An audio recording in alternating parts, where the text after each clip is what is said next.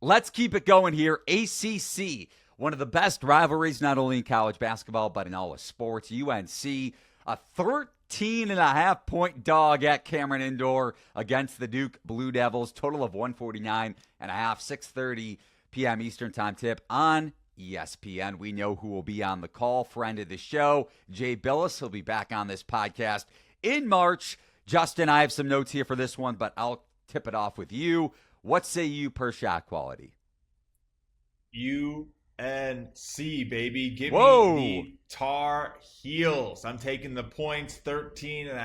I don't know. There's a storied rivalry here. There's so much to dive into. There's so much to talk about. Cameron Indoor, of course, as tough of a place to play as it gets. But guess what? This North Carolina team just continues to be underperforming. And that's not necessarily a bad thing, because I do think that their median performance is better, and I think you're buying in at a price that is lower than that median. And so that's what makes it a good bet to me. End of discussion. Don't really need to go much further. The defense has not looked all that great. I'm a little concerned, but the transition offense is still good. The rate at which they're getting into transition is still really good. They finish at the rim really well. They get to the rim a lot because of those transition opportunities. I mean, they are shooting the effective, again, 1.6 expected points per possession in transition, 80% from the floor essentially when they run, and they run at 12% of their possessions. So I'm not saying they're winning. I'm not saying take the money line. I will say this is a spot that I expect to be a good game. 10 points, 9 points, sure.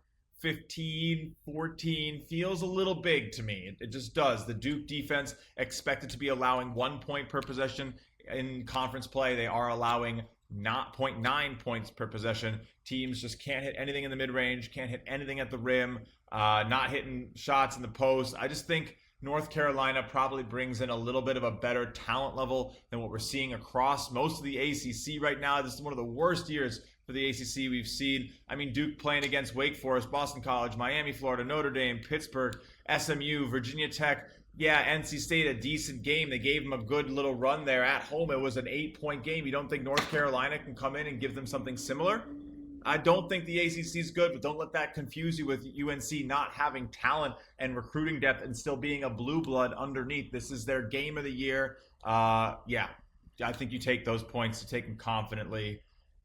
One of my favorite plays, especially after that melt. You know, the Pittsburgh failure to cover makes this all the more valuable. All the final score models are just going to see an 8-point loss. They had it. They had that in their grasp. They probably could have won. They definitely should have covered. They played like a team I want to continue to back.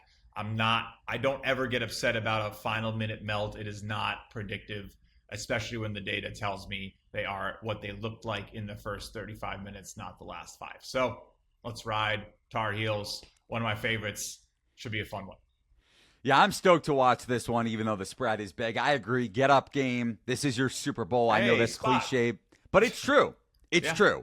It's a huge game for UNC. You know you're gonna get their best effort. I will say, injury-wise, Jalen Washington did not play against Pitt. Definitely one to monitor just because UNC lacks size and physical size at that, especially if he doesn't go. Now, for the Tar Heels, mid-range-wise, RJ Davis, I think you see regression for the Blue Devils mid-range, 2-point efficiency allowed defense, because Davis is great in that free throw line extended pull-up game. But you mentioned shooting, and it correlates to their against the spread lack of success. UNC shooting 32.1% from deep. RJ Davis' struggles a big part of that, 30.3%, although we did see some positive regression from him against Pitt, which I mentioned in the handicap earlier in the week. But UNC just 7-14-1 against the spread, which is probably inflating this number. However, you mentioned this earlier in the show, so I want to get your take on it. Duke failed to cover against NC State, as you hit on. Maybe shot quality expected a closer game at half than it actually was, but that was a potential look-ahead spot for Duke. Yeah, so is that deflating this number a little bit to you? I know you like UNC, but you see where my head's at there? Yeah, no, you're right. Expected to be 27-point win for Duke versus UNC versus NC State. Great call. Got me. I think maybe your head is like, whoa, we got shot quality data. Choking on it a little bit. No, it's a good one. Great call. Yeah, maybe they want to drive him into the ground.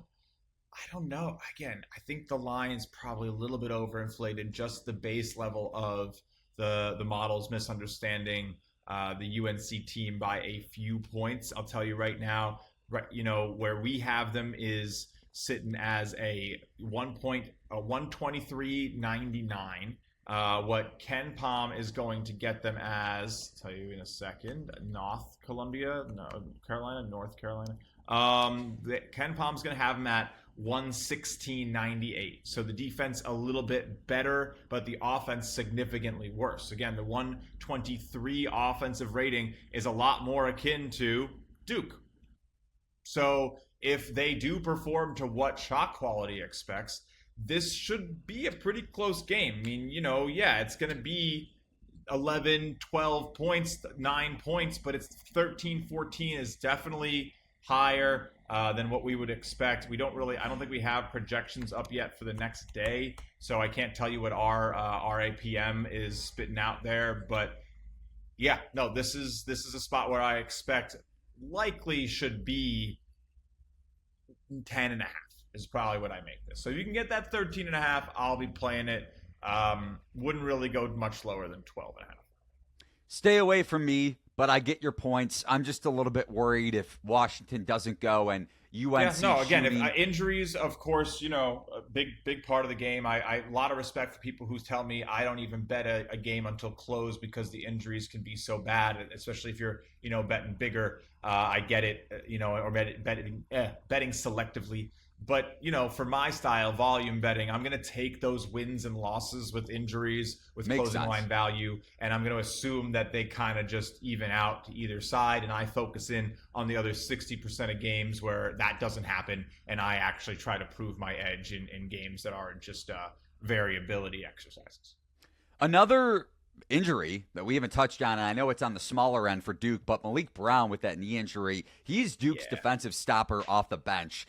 He could be back for this game. So not that impacts the handicap or the number at all, but definitely worth noting for Duke long term. Now, really quickly before we get into Gonzaga St. Mary's, I know we got to hustle here, but Duke plus 450. I know Cooper Flagg is a monster favorite for the Wooden Award. I think Duke is overvalued to win the national title, which is why you've heard Justin and I like some long shots. Maryland, not to toot our own horn, but they are red hot after a cover against Wisconsin, playing their best basketball. Heck, Deshaun Harris-Smith is hitting threes and is Maryland's defensive stopper right now off the bench after struggling last season. I love the Terps long term. But you agree that Duke is overvalued to win the title? Just talked about it in my new byline over at Hoops HQ. Played a played a new future on one of the other major contenders that isn't priced like that, but maybe should be. And also took a 140-1 long shot on the Final Four on a mid-major team. So kind of fun stuff. Yeah, gotta take your long shots. Gotta have some fun with it. Got some good respect in the market already, which is always nice to see. But yeah, I do think Duke's a little overvalued, especially the inexperience of Flagg. It's going to be interesting to see if I think that changes a lot. I got to see how they play in the ACC tournament. If they're giving everything and they want to raise that banner this year, any team that tries to raise a conference banner to me gets a peg down in March, because it's just, you don't have the energy reserves, you don't have the legs against the teams that bow out of the conference tournament in the first round, allow a loss to an 8 seed as a 3 seed, and just sit there and take the extra week. So we'll see. It depends where they're looking. I'm guessing they want the national championship. I wouldn't be shocked if that means that there's value on someone else in the ACC that isn't, Wake? Duke or Louisville. I think both Duke, Louisville, UNC are prime targets to bow out of the ACC tournament, allow it to sort of be this mid-level fodder. Someone like Wake, Pitt, Notre Dame raises it, and it's just a ho-hum because it's just not a good conference this year. So interesting strategy, a lot of interesting things that go into that. I don't think any of that is factored in. It is very much a raw who wins a tournament style draw. No one's handicapping or trying to fit coaching and program strategy in. So if you have a hunch and you want to bet on it, you definitely can win if you're right.